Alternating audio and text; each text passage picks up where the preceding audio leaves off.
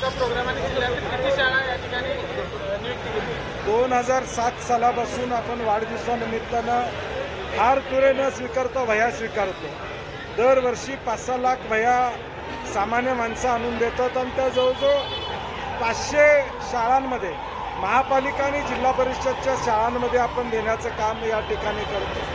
साधारणपणे 90,000 ते 1 लाख मुलांच्यापर्यंत या वह्या पोचवायचं काम करतो. उद्देश एवढाच आहे, यावर्षीच्या या वह्यांमध्ये आम्ही मोबाईलचा अतिवापर हा विषय मुलांच्या पुढे घेऊन जाण्याचा प्रयत्न करतो.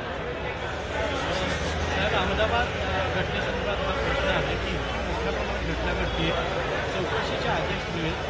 तुम्ही सुरतला गृहराज्यमंत्री म्हणून काम केलेलं आहे, इंटरनेटवर इतर गोष्टी या संदर्भात काय आउटपुट तुम्हाला मिळालेलं आहे किंवा काय मिळू शकतं? मला वाटतं प्रथमतः ब्लॅक बॉक्स आता ताब्यात मिळालं असं सरकारनं सांगितलेलं आहे. त्याच्यावरूनच नेमकं काय घडलं हे लोकांच्यापर्यंत येईल. आमची सरकारला अपेक्षा एवढीच आहे की माहिती पब्लिक डोमेनमध्ये यावी, कारण की शेवटी ही दळणवळण व्यवस्था ही जागतिक दळणवळण व्यवस्था.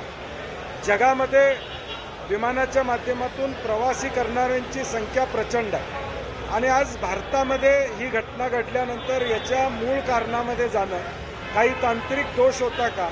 कारण की जे प्रवासी भविष्यकाळात किंवा आत्तासुद्धा प्रवास करतात त्यांच्यामध्ये भारताबद्दलची विश्वासार्हता निर्माण करणं हे अत्यंत महत्त्वाचं असणार आहे.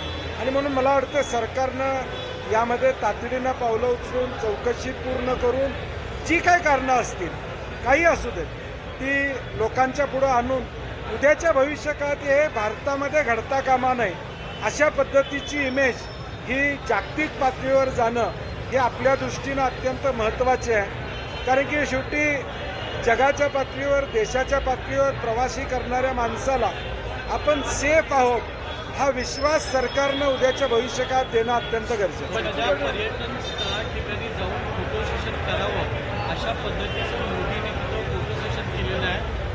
सोशल मीडियावर ठिकाणचा भडीमार होतोय, कितपत योग्य वाटतं तुम्हाला? मला वाटतं या सगळ्या प्रकरणाकडं गांभीर्यानं बघणं या ठिकाणी अत्यंत गरजेचं आहे. ज्या कुटुंबियांचं या ठिकाणी दुर्दैवी मृत्यू झालेला आहे त्यांचा आधार देणं या ठिकाणी महत्त्वाचं आहे. आता पाहणी, फोटो सेशन यामधून नेमकं काय मिळणार आहे हे आम्हाला कळत नाही, परंतु कुटुंबियांना आधार देणं, त्यांचे अश्रू पुसणं आणि अशी घटना परत होऊ देणार नाही, होऊ शकणार नाही हा एअरलाईन्सच्या माध्यमातून भारताच्या वतीनं जगामध्ये संदेश जाणं हे मला वाटतं प्रायोरिटी सरकारची असली पाहिजे. बच्चू कडू यांचे आता उपोषण चालू आहे. कर्जमाफी संदर्भात देवेंद्र फडणवीस यांनी समिती नेमलेली आहे. काय वाटतंय, सरकार कर्ज माफ करेल शेतकऱ्यांचे? समितीला कार्यकाळ दिलाय काय मला माहीत नाही, कारण की महायुतीच्या सरकारनं म्हणजे देवेंद्र फडणवीस साहेबांनी भाषणामध्ये सांगितलं होतं आमचं सरकार आलं की आम्ही कर्जमाफी करू. अजितदादा म्हणतात मी कधी शब्द या ठिकाणी दिला होता. आत्ता बच्चू कडूंना एक आश्वासन देण्यात आलेलं आहे, त्यात कार्यकाल लिहिला पाहिजे की किती दिवसात ही समिती अहवाल देईल आणि किती दिवसात ही कर्जमाफी होईल. नाहीतर समितीचा अहवाल हा अजून 1-2 वर्ष चालायचा.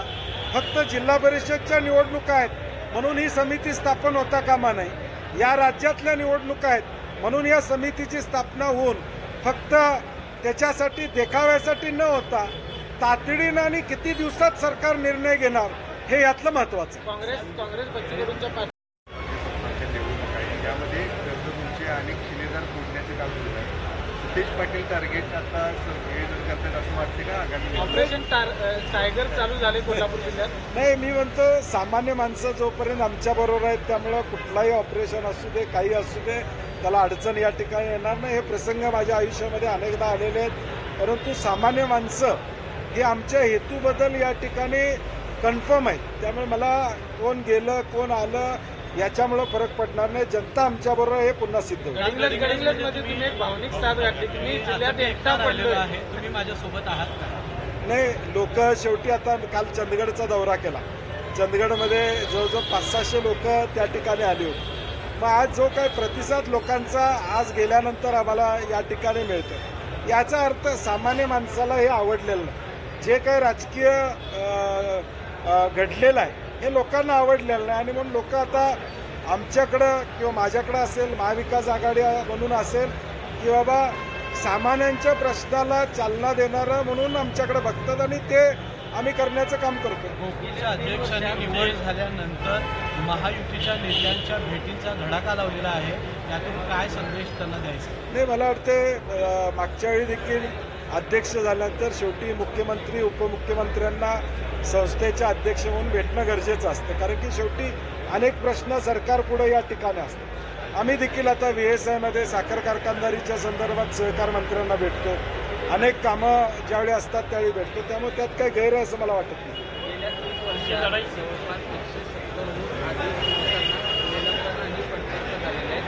त्याच उलट मोर्चातले काही गुन्हेगार बाहेर आहेत आणि या अलीकडच्या 2 वर्षांमध्ये कायदा आणि सुव्यवस्था कोल्हापुरातली बिघडली आहे. दिवसातरी काय एकूणच परिस्थिती कोल्हापूर जिल्ह्याची? नाही, मला वाटते नवीन जिल्हा पोलीस प्रमुख आत्ताच आलेले आहेत. थोडा वेळ त्यांना दिला तर मागच्यांचा अनुभव कोल्हापूरनं घेतलेला आहे. मागच्यांनी काय पद्धतीनं या कोल्हापूरला दिवे लावले असं म्हणणार नाही, परंतु अधिकारी असल्यामुळं, परंतु नेमकं काय घडलं हे कोल्हापूरकरांना अनुभवलेलं आहे. त्यामुळे नव्या जिल्हा पोलीस प्रमुखांच्याकडून आम्हाला अपेक्षा आहे की ही गुन्हेगारी असू दे किंवा अशा पद्धतीचे गैरकृत्य असू दे किंवा ड्रग्जचा वाढलेला वापर या कोल्हापूरमध्ये असू दे, या सगळ्यावर ते पायबंद घालतील असा मला नव्या जिल्हा पोलीस प्रमुखांच्याकडून अपेक्षा आहे. त्याला धरून हा प्रश्न आहे की सहज काल बघताना एक अशी गोष्ट लक्षात आलेली आहे की सांगली जिल्ह्यामध्ये दर 5 दिवसांनी एक हत्या होती. म्हणजे एकूण सांगलीचं घेतलं, बीड घेतलं, कोल्हापूर घेतलं, सातारा घेतलं, हा जो क्राईम रेशो वाढलेला आहे, गृह खातं नेमकं काय करतं? हे पूर्वीच्या काळामध्ये शांतता बैठका या ठिकाणी व्हायच्या, गाव लेवलवर अनेक वाद मिटवले जायचे, परंतु आता ते घडताना या ठिकाणी दिसत नाही. आणि म्हणून मला वाटते गृह खात्यानं एक मोहीम हातामध्ये घेतली पाहिजे की या ज्या पूर्वी सालोका बैठका व्हायच्या, सालोका मंच असायचा किंवा वेगवेगळ्या समाजातल्या लोकांना घेऊन तिथले प्रश्न अडीअडचणी तिथल्या तिथं संपवल्या जायच्या, ते आता होताना दिसत नाही. मला वाटते गृह खात्यानं यामध्ये पुढाकार घेतला पाहिजे आणि ही मोहीम पुन्हा एकदा चालू केली पाहिजे. स्वर्गीय RR आबांनी आम्ही असताना त्या पद्धतीची मोहीम आम्ही या राज्यामध्ये राबवली. गृहमंत्री ॲक्टिव्ह नाही, फक्त मुख्यमंत्र्यांना आहे. हे खातं दुसऱ्याला द्यावं असं वाटतं? नाही, महाराष्ट्रासारख्या राज्यामध्ये निश्चितपणे गृह खातं स्वतंत्र असलं पाहिजे हे आम्ही सातत्यानं या ठिकाणी म्हणतो, कारण की याची व्याप्ती वेगळी आहे. मुंबई हे फायनान्शियल कॅपिटल आहे, आपल्या जगाचं लक्ष मुंबईवर आहे. मुंबई दिल्ली हे मोठी शहर आहेत आणि विशेष करून मुंबई, कारण की महाराष्ट्राला 700 किलोमीटरचा सागरी किनारा आहे. म्हणजे आज मुंबई आणि महाराष्ट्राची भौगोलिक परिस्थिती बघितली तर एकूण या राज्यातला कायदा सुव्यवस्था असेल किंवा इतर प्रश्न असतील, राष्ट्रीय इंटेलिजन्स असेल, या सगळ्याचा विचार केला तर मला वाटतं स्वतंत्रपणे व्यक्ती असणं हे कधी राज्याच्या दृष्टीनं फायद्याचं राहील. भरपूर झाले असं या संदर्भात वक्तव्य केलेलं आहे. महापालिका निवडणुकीची प्रभाग रचना सुरू झाल्या तर काँग्रेसने काम सुरू केलं. महापालिका, जिल्हा परिषद याच्या प्रभाग रचना राज्यामध्ये सुरू झालेल्या आहे. पूर्वी कायदा होता की या प्रभाग रचना याचा अधिकार निवडणूक आयोगाला होता, परंतु मागच्या काळामध्ये म्हणजे मागच्या 2 वर्षापूर्वी हा कायदा बदलण्यात आला आणि हा अधिकार RDD डिपार्टमेंट आणि नगर विकास विभागानं घेतला. आमचा आक्षेप त्याला आहे की त्यावेळी निवडणूक आयोगानं हे अधिकार आपले द्यायला नको पाहिजे होते. ठीक आहे, आता ते सरकारकडे आलेले आहेत. आमची भूमिका काँग्रेस पक्ष म्हणून असणार आहे की या राज्यामध्ये प्रभाग रचना करताना दबावानं कुठलंही प्रभाग रचना होता कामा नाही, कुठंतरी नियम बाजूला ठेवून या ठिकाणी होता कामा नये आणि राज्यामध्ये प्रत्येक जिल्ह्यामधल्या प्रभाग रचनेवर काँग्रेस पक्ष, महाविकास आघाडी म्हणून आमचं बारकाईनं लक्ष या ठिकाणी असणार आहे. आणि आमच्या अधिकाऱ्यांना देखील सूचना आहे, विनंती आहे की आपण चुकीचं दबावाखाली कुठलं या ठिकाणी करू नये. या राज्यामध्ये जो मॅन्डेट आहे तो लोक निवडणुकीमध्ये देऊ देत, परंतु जी 10% या ठिकाणी इकडं तिकडं लोकसंख्येचा विषय आहे त्यामध्ये काही बदल आता प्राथमिकदृष्ट्या 2011ची सेन्सस गृहीत धरून करावा असं सुप्रीम कोर्टानं सांगितलेलं. आत्ता आम्हाला मागच्या वेळची जर निवडणुका झाल्या तर त्या 2011च्या सेन्सस प्रमाणेच झालेल्या आहेत. तरी देखील आत्ता काही जिल्ह्यांमध्ये आकडा वाढलेला दिसतोय. कोल्हापूरमध्ये आजऱ्याचे 2च्या ऐवजी 3च्या ऐवजी 2 झालेले दिसतात. आजऱ्यासारख्या ठिकाणी 50,000चा मतदारसंघ हा जिल्हा परिषदला या ठिकाणी झालेला आहे. काही ठिकाणी 37,000चा जिल्हा परिषद या जिल्ह्यामध्ये झालेला आहे. अशी माहिती राज्यामध्ये आमच्याकडे येते आणि त्यामुळं आम्ही पक्ष म्हणून यामध्ये निश्चितपणे लक्ष घालणार आहोत. साहेब, राज्यातल्या आरोग्य यंत्रणेच्या चिंधड्या उडाल्याचं दृश्य सध्या आपल्याला पाहायला मिळते. कालच मोखाड्यामध्ये 8 तास ॲम्ब्युलन्सची वाट बघायला लागली, पण ॲम्ब्युलन्स आली नाही. बाळाचा मृत्यू झाला. 90 किलोमीटर ते प्रेत घेऊन तो बाबा दवाखान्यामध्ये गेला होता. त्याला डॉक्टरांनी पोलिसांकडून मारहाण करण्यात आली.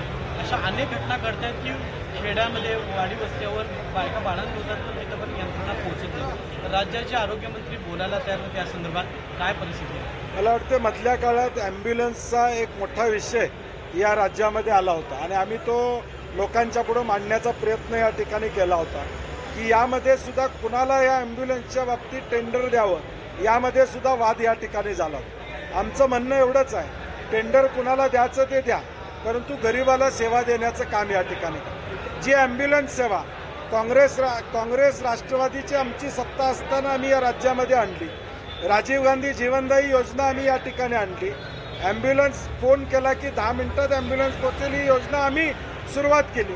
आता ती कुठंतरी मोडकळीस आणून नव्या कुणाला तरी या ठिकाणी काहीतरी मदत करायची का अशी भावना आहे. म्हणजे एका बाजूला दाखवायचं हे चालत नाही आणि मग नवा कोणतरी माणूस आणायसाठी हे प्रयत्न चाललाय का.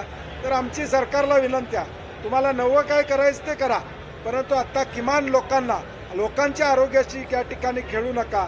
या 102 ॲम्ब्युलन्सचा आपण मागचा कार्यकाळ बघितला तर चांगली सेवा आत्तापर्यंत त्यांनी दिलेली आहे. मग आत्ताच ही सेवा खंड का होते, आत्ताच या सेवेमध्ये प्रॉब्लेम काय येतोय, याचा विचार सरकारनं करणं अपेक्षित या ठिकाणी असतं. राज ठाकरे आपले जवळचे मित्र आहेत. उद्धव ठाकरे आणि राज ठाकरे एकत्र येण्यासंदर्भातल्या चर्चा चालू आहेत. आज राज ठाकरेंचा वाढदिवस आहे. या निमित्तानं वाटतं का आपल्याला की ठाकरे बंधू एकत्र यावेत आणि ते महाविकास आघाडीत राज ठाकरे यावेत? शुभेच्छा रूपी काय शेवटी संदेश द्याल? स्वर्गीय बाळासाहेब ठाकरे साहेबांच्या मुशीमध्ये आदरणीय उद्धव साहेब असतील, राजसाहेब हे दोघेही या ठिकाणी तयार झाले. शेवटी या राज्यामध्ये कुठल्याही कौटुंबिक घरामध्ये या ठिकाणी 2 होणं हे संयुक्तिक नाही, एकत्र आले तर आम्हाला आनंदच आहे. शेवटी या राज्याच्या हितासाठी जर ठाकरे बंधू या ठिकाणी एकत्र येत असतील तर काँग्रेस म्हणून आमच्या शुभेच्छा आहेत.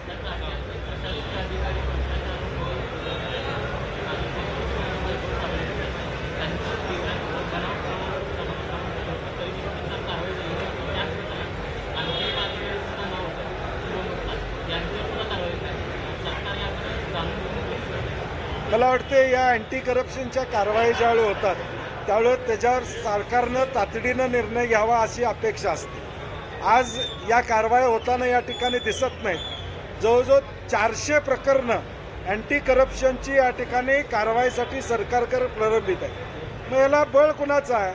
सरकार एका दिवशी याच्यावर कारवाई या ठिकाणी का करत नाही आणि दररोज जर प्रकरणं बाहेर येत असतील तर याचा अर्थ मागच्या कारवाया झाल्या नसल्यामुळं पुढच्याला बळ येतं, ताकद येतं आणि मग सरकारनं हिंमत असेल तर या सगळ्या कारवाया त्या ठिकाणी कराव्यात आणि योग्य ती कायद्यातली जी कारवाई ती करावी अशी आमची अपेक्षा आहे. राष्ट्रवादी दोन्ही राष्ट्रवादी एकत्र येण्याचे संकेत आहेत ते सुप्रिया सुळे यांनी दिलेले आहेत. पाऊस आल्यानंतर छत्री घ्यायची की रेनकोट घ्यायचा हे ठरवू असं म्हटलं आहे.